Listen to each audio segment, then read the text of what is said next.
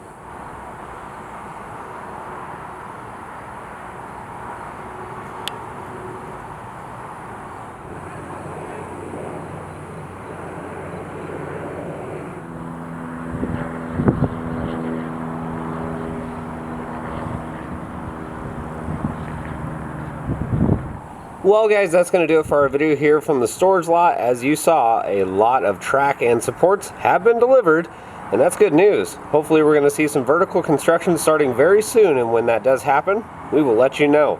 If you like what we do, follow us on Instagram, Facebook, YouTube, and Twitter at Midway Mayhem, and I will see you out on the Midway.